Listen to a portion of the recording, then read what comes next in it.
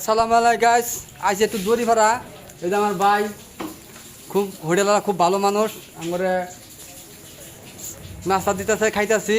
আর জন্য দোয়া করে নালার মধ্যে দড়ি ভাড়া খুব ভালো মানুষ, যাতে হোটেলটা ভালোভাবে চলে আশা করি। এই যে আমার দাদা ফুচকি বাজার দেখতেছে, দড়ি ভাড়া আইসি বেড়াইতে, তাই হোটেলে কিছু খাইতেছি।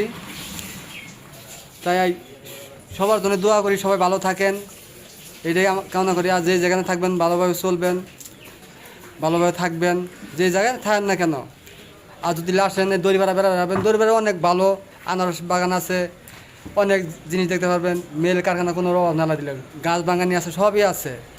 আমার ভাই এই যে হোটেলের দোকান দিছে, এই যে আশা করি আইবেন, বাইরের দোকানে আসবেন, বইবেন, খাইবেন। সব তরকারি পাওয়া যায়, মাছ তরকারি খাইতে পারবেন। এই যে আমরা খাইতেছি, এই যে আমার বাইশটা, আমার বাইক নিয়ে এবার আমার বাইশটা আমার লোকে আইছে। তাই আমরা খাওয়া দাওয়া করতেছি, খাইয়া আল্লাহ দিলে আবার আরেক জায়গায় যাব। সবাই ভালো থাকেন, আসসালামু আলাইকুম।